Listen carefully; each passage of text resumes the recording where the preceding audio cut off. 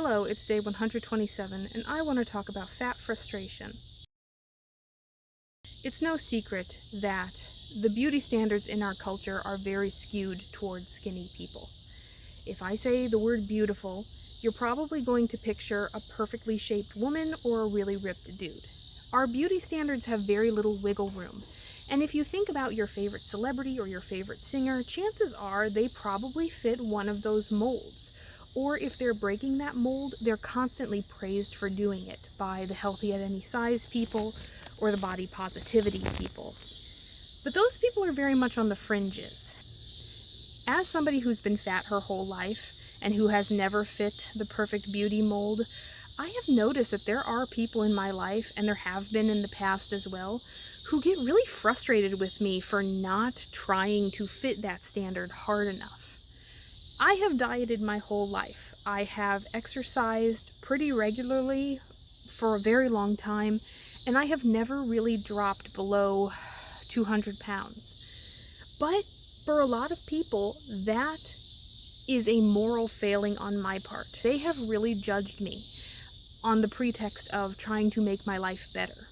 And this is where my frustration comes in, because I acknowledge that as a fat person, I am having a harder time in life. Not even just socially. Socially, yes, because my self-esteem is very low, because people judge me for how I look, but also because, my body can't do the same things that other people can. I am in a lot of pain a lot of the time, my feet, my legs, my joints, simply because I'm carrying a hell of a lot more weight.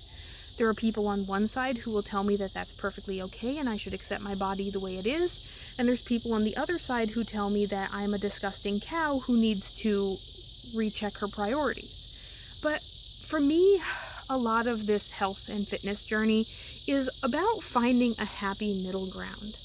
I'm not necessarily going to be perfectly happy in whatever body I end up in. I do feel like part of fitness is trying to improve your body and trying to see what it can do, trying to push it in new ways to get better at different things.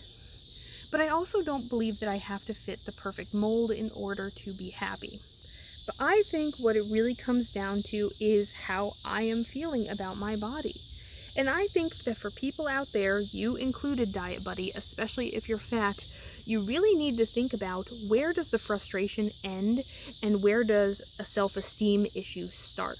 Because I do think that for a lot of people, the overlap is like a perfect circle Venn diagram. You can feel frustrated with your body, but it doesn't necessarily have to spill over into you feeling like a disgusting person who deserves nothing. There is nothing wrong with trying to change your situation, but when you do it from a place of self-hate, you're just destined to fail. Look at me. Look at how I have been doing things just for the few weeks that you've known me. I've been doing that for decades. Decades, you guys. Since middle school, at least. I have been fat for so long that it is truly part of my personality. People who know me have never known me as anything other than the fat girl. And the frustration that they are sending toward me out of a place of love really is coming from a place of me reflecting poorly on them. I will always be lesser in the eyes of people who want me to change who I am. But I am going to change who I am. I am going to get fit, and I might lose some weight, but it's not for the sake of assuaging their frustration.